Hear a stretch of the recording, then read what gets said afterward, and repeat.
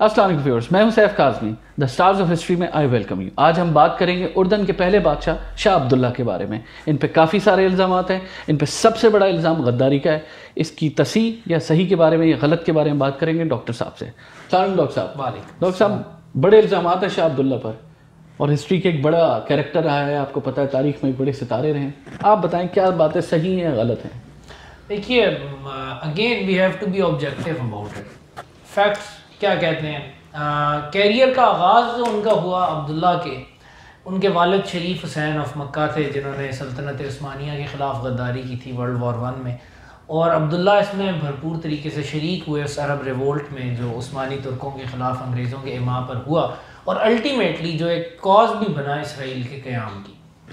تو اس میں عبداللہ بھرپور طریقے سے شامل رہے، اور اسی کے صلے میں جو انہوں نے غداری کی تھی عثمانی سلطنت سے، تو برٹش نے ان سے وعدے تو پورے نہیں کیے، وعدے تو انہیں پورے عرب کا بادشاہ بنانے کے تھے شریف حسین صاحب کو، لیکن الٹیمیٹلی برطانیہ نے عراق کا کٹ پتلی بادشاہ عبداللہ کے چھوٹے بھائی فیصل کو، اور ٹرانس جارڈن، جو اس وقت اردن کو ٹرانس جارڈن کہتے تھے، ایک بے آب و گیا صحرائی علاقہ تھا فلسطین کے ساتھ، اس کی بادشاہت ان کو دے دی تھی۔ ڈاکٹر صاحب، یہ تو ان کے والد صاحب جو شریف حسین صاحب جو تھے، ان سے تو وعدے ہوئے تھے کہ آپ کو پورے عرب کا بنے گا، تو ان کا کیا رول رہا؟ انہوں نے کیا اپنے والد سے یہ لڑے عربوں کے خلاف؟ ان کی کوئی لڑائی ہوئی؟ نہیں، اپنے والد کے مینڈیٹ پر یہ تھے، اور ورلڈ وار 1 کے دوران تو عثمانی ترکوں کے خلاف ایکٹیو رہے۔ اس کے بعد ٹرانس جارڈن کے یا اردن کے کٹ پتلی بادشاہ رہے، اور پرو برٹش پالیسیز ان کی رہیں۔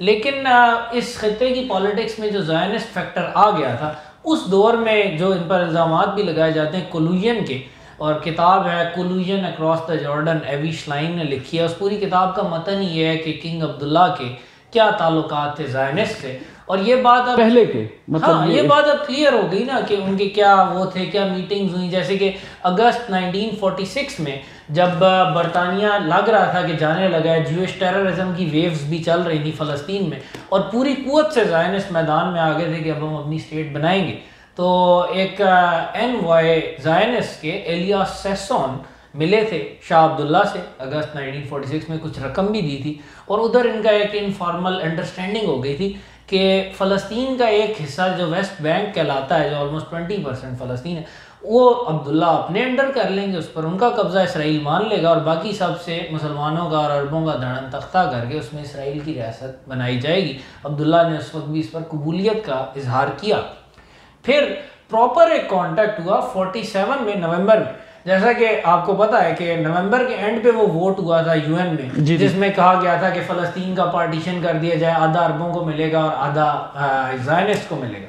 تو عرب دنیا بالعموم، مسلمان ساری دنیا میں اس کے خلاف تھے کہ یہ تو زیادتی ہے، عربوں کی 66% 70% آبادی ہے، اور تقسیم ہونی نہیں چاہیے، اگر ہونی چاہیے تو تب بھی، یہ تو جیوز کو لائنس شیئر مل رہا ہے۔ لیکن عبداللہ نے جو گولڈا میئر اس کے بعد آئیں، نومبر میں آئیں عبداللہ شاہ عبداللہ سے ملنے، اور وہ ہائی رینکنگ ایک زائنسٹ کی ہائرارکی میں ہائی رینکنگ خاتون تھی، بعد میں اسرائیل کی وزیر اعظم بھی بنی۔ تو ان کے ساتھ جو بات ہوئی وہ ایگزیکٹلی وہی ایلیاس سیسون والا ہی ایگریمنٹ جو ہے، وہ انہوں نے ایک لحاظ سے اس پر ہینڈ شیک دوبارہ کیا، مغربی کنارے، ہاں، کہ مغربی کنارہ پر عبداللہ قبضہ کر لیں گے، باقی سارا اسرائیل لے جائے گا، اسرائیل عبداللہ کو کچھ نہیں کہے گا، عبداللہ اسرائیل کو کچھ نہیں کہیں گے۔ اور یہ بات یاد رکھنی چاہیے کہ عرب ورلڈ میں اس وقت واحد آرگنائزڈ فوج عبداللہ کے پاس تھی، ایک ہی فورس تھی جو اسرائیل کو تھریٹن کر سکتی تھی، اس سے اسرائیل نے ڈیل کر لی۔ عبداللہ نے اپنے چھوٹے سے ذاتی مفاد کے لیے عربوں کی پوری کاز ایک لحاظ سے داؤ پر لگا دی۔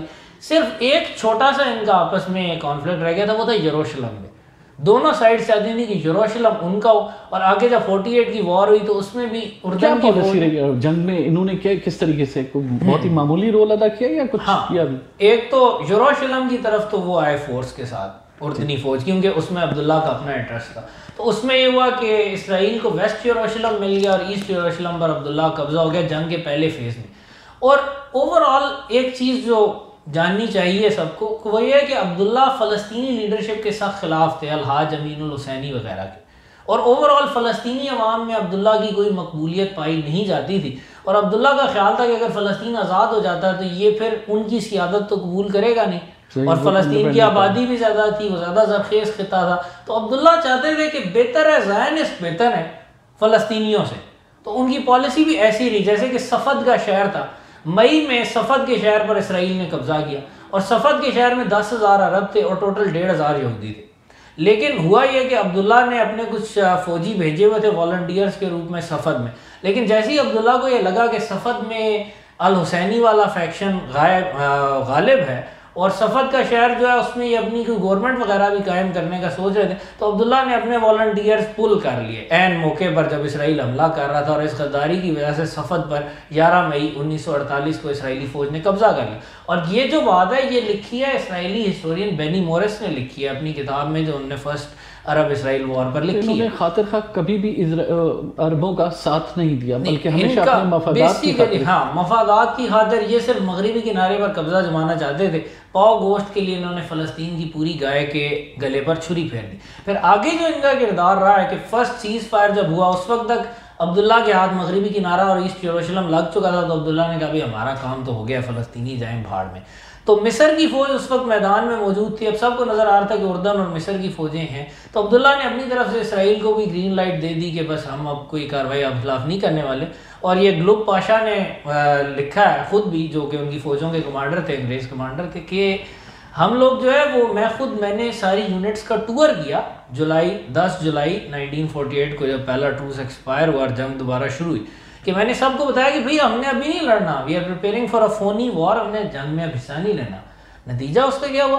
اسرائیل نے اپنی ساری فوج کنسنٹریٹ کر دی مصر کی پٹائی کرنے پر، اور مصری فوجوں کو شکست فاش کا سامنا ہوا، اور نیگیو کا صحرا بلکہ ریڈ سی تک اسرائیل پہنچ گیا. جو ایک عرب ورلڈ ہے اس کے درمیان اسرائیلی ویج آ گیا. اب اگر آپ دیکھیں افریقہ میں بہت عرب آباد ہیں، ایشیا میں آباد ہیں، ان کے درمیان میں اسرائیل جو ہے وہ اس پالیسی کے نتیجے میں آیا ہے. ڈاکٹر صاحب ایک اور چیز تھی، 20 جولائی 1951 کو شاہ عبداللہ کو شہید کر دیا گیا، مسجد اقصیٰ کے باہر شہید کیا گیا. تو کس نے شہید کیا؟ کیا محرکات تھے؟ کیا ہو کیا رہا تھا؟ یہ تو آپ کو پتہ ہے، ان سے عرب بھی کوئی خاص خوش نہیں تھے، لیکن اسرائیلی تو خوش تھے. یہ شہید ہوئے یا نہیں ہے تو اللہ کو پتہ ہے کہ کیا ہوا، شہید ہوئے، ہلاک ہوئے یا قتل ہوئے، I don't know, I am not an authority on that.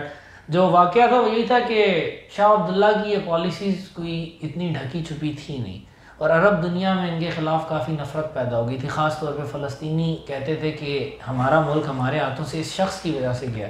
تو یہ کانسپریسی تھی. مصطفیٰ شکری نامی ایک شخص تھا جس نے ان کو گولی ماری، اور بعد میں وہ انرتھ بھی ہوئی کنسپیریسی. اس میں موسیٰ الکاظمی تھے، موسیٰ الحسینی تھے، ایک الحسینی فیملی کے ممبر تھے، ان کا بڑا رول بتایا جاتا ہے. ان کو بعد میں پھانسی بھی دی گئی اس پر ریٹیلیشن میں. انہوں نے بعد میں کہا نا، انہوں نے کہا کہ اس کو ہم نے اسی لیے مارا ہے کہ یہ زائنسٹ اور برٹش کے ایجنڈے پر یہ بندہ کام کر رہا تھا، اور ہمیں اب یہ چیز نظر آ رہی تھی کہ یہ آگے اسرائیل سے صلح بھی کر لے گا، اور اگر ہو جائے تو اس کے بعد پھر ہمارا یعنی انڈیپینڈنٹ فلسطین کا خواب کوئی بھی پورا نہیں ہو سکے گا. تو انہوں نے بیسیکلی اس ریئیکشن میں ان کو قتل کروایا، اور اس میں عبداللہ الطل کا نام بھی لیا جاتا ہے کہ وہ اس میں شامل تھے. موسیٰ الحسینی نے کہا کہ عبداللہ الطل بھی شامل تھے، اور عبداللہ الطل وہ شخص تھے جو کہ جارڈن کے سب سے افیکٹو ملٹری کمانڈر تھے، اور اردنی تھے، فلسطینی نہیں تھے. لیکن ان کا بھی یہی پوائنٹ تھا کہ یہ شاہ عبداللہ کی بدولت اس جنگ میں ہمیں ایسی، ان کی پالیسیوں کی بدولت ہم اس جنگ میں اس برے طریقے سے شکست کھا گئے. تو ایک لحاظ سے لیکن شاہ عبداللہ کا پوائنٹ اتنا غلط نہیں تھا کہ شاہ عبداللہ کو یہ بات بتا دی کہ زائنسٹ آر ویری پاورفل.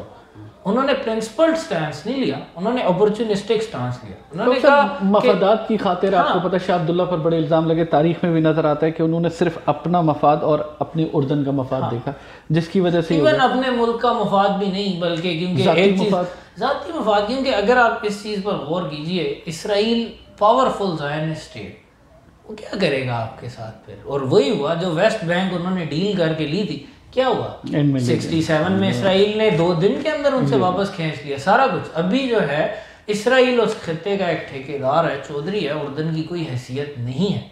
اگر اس وقت زائنسٹ کاز کے خلاف متحد ہو کر مقابلہ کیا جاتا، اور عبداللہ کے سپورٹر یہ کہتے ہیں کہ جی زائنسٹ پاورفل تھے، انہوں نے ایک اپورچونسٹک سٹانس لیا، لیکن اگر وہ لڑ بھی لیتے تو ہار ہی جاتے. تو عبداللہ 46 میں تو کنگ نہیں بنے تھے، تو 1920 سے تھے. اگر وہ اتنے ہی زیرک، اتنے ہی ہوشیار تھے تو he could have prepared very well. World war 2 میں بھی چانس ملا ایک پراپر بڑی فوج تیار کرنے کا. فلسطین کے اندر اگر وہ نیک نیتی سے اپنے پولیٹیکل سٹیپس لیتے، ان کو فلسطین میں پاپولیرٹی بھی مل جاتی. ان کے پاس ایک پلیٹ فارم تھا لیکن انہوں نے اس پلیٹ فارم کو صرف اپنی ذاتی اور اپنی فیملی کے اقتدار ہموار کرنے کے لیے یوز کیا. اس کی پھر پرائس انہیں یعنی وہ وائلنٹلی مار دیے گئے, اور جو کچھ انہوں نے اسرائیل سے ڈیل کر کے لیا تھا وہ بعد میں ان کی اولاد کو بھی نصیب نہ ہوا, اور ویسٹ بینک بھی پھر اسرائیل لے گیا. صرف شکست اور ذلت ہی اس علاقے کے عربوں اور مسلمانوں کے حصے میں آئی, اور اس کی وجہ اسی ٹائپ کی ابن الوقت پالیسیز تھیں, اور اسی وجہ سے ان پر غدار کا ٹائٹل لگایا جاتا ہے. اور یہ بات یعنی کہ عرب تو کہتے تھے کہ جی یہ غدار ہے, اکثریت میں یہی تھا. میں یہی پوچھنا چاہتا ہوں ڈاکٹر صاحب کہ اپنی قوم کے سینے میں چھرا گھونپا اور ثابت کیا کہ اپنے ذاتی مفادات, اس میں اردن کا بھی کوئی خاص فائدہ نظر نہیں آ رہا تھا, کیا صلہ ملا, غداری کا ٹائٹل لیا؟ کوئی بھی نہیں ٹائٹل تو, بلکہ ایون وہ ایک بڑی انٹرسٹنگ بات کہی بین گورین نے, کہ بین گورین اب ڈسکس کر رہے تھے نیسٹ میں جو ان کی پارلیمنٹ ہے, کہ ہمیں کوئی ایسا حکمران چاہیے, کوئی ایسی گورنمنٹ چاہیے عربوں میں جو ہمارے ساتھ چلے. تو اس میں ان کا پوائنٹ تھا کہ مصری تو نہیں جائیں گے اس دور میں, اور شام بھی نہیں. تو انہوں نے کہا جی لبنان میں کچھ عیسائی ہیں لیکن وہ کمزور ہیں, وہ باقی عربوں سے ڈرتے ہیں. یہ وہ واحد بندہ جو لفظ انہوں نے یوز کیا ہوا تھا کہ only Abdullah can betray the Arabs, only he is in a position to betray, اور انہوں نے بیٹرے کیا. اور ملا کیا, ویسٹ بینک ملی. دوسرا ایک ان کا عبداللہ کا خیال تھا کہ بہت انہیں فائنینشیل سبسڈیز مل جائیں گی. ایلیاس سیسون نے جو اگست 46 میں میٹنگ ہوئی تھی 5,000 پاؤنڈ دیے تھے, عبداللہ کا خیال تھا کہ اور بھی پیسے آئیں گے, وہ بھی کچھ نہ ہوا. اسرائیل نے انہیں کبھی بھی کچھ زیادہ فائنینشیل امداد بھی نہیں دی. تاریخ میں غداروں کے ساتھ اچھا نہیں ہوتا. ہاں, تو وہ علاقہ جو ملا وہ بھی 67 میں چھین لیا, پیسہ بھی کوئی خاص نہیں دیا. اسرائیل کو تو بہت اچھی ڈیل مل گئی. اور اب اینڈ پہ جیسا کہ ہوتا ہے ہمیشہ غداری کرنے والوں کے ہاتھ آتا الٹیمیٹلی کچھ خاص ہے نہیں, تو وہ پھر ان کے ہاتھ کچھ الٹیمیٹلی آیا بھی نہیں, بلکہ ہاں مصطفیٰ الشکری کی گولی ضرور ان کے حصے میں آئی. تھینک یو ڈاکٹر صاحب, تھینک یو فار دس زبردست بیان دیا آپ نے. اس میں 2 باتیں مجھے بڑی اچھی لگیں آپ کی. تاریخ سے آپ نے ثابت کیا کہ کوئی بھی اچھا کام نہ کر سکے جو یہ شاہ تھے عبداللہ. دوسرا یہ کہ اس کا کتنا نقصان اٹھانا پڑا پوری مسلم دنیا کو, اور خاص طور پہ فلسطین کے ان عربوں کو جو آج تک اپنی جنگ آزادی گربا کشتن روز اول, اب تو وہ بلی شیر بن چکی ہے, بلکہ شیر سے بھی اوپر کی چیز بن چکی ہے. ساری عرب دنیا اس سے ڈرتی ہے. لیکن اس وقت اگر ایک پراپر پلاننگ کے ذریعے, اور اگر عبداللہ ٹائپ کو, عبداللہ کی جگہ کو زیرک اور اسلامی حمیت رکھنے والا انسان اردن کے تخت پر 1920 سے بیٹھا ہوتا, تو پروبیبلی وہ اس طرح پہلے سے ہی سچویشن اس طرح ہموار کر سکتا تھا کہ the history could have taken a different turn. لیکن خیر وہ اقتدار میں آئے بھی غداری کر کے, سٹار آف ہسٹری کہنا تو مناسب نہ ہوا. ہاں نہیں, شاید ان کو وہ سٹار وار فینس کے لیے میں ایک پن کہوں گا, ڈیتھ سٹار آف فلسطین کہتے ہیں. تھینک یو ڈاکٹر صاحب, تھینک یو.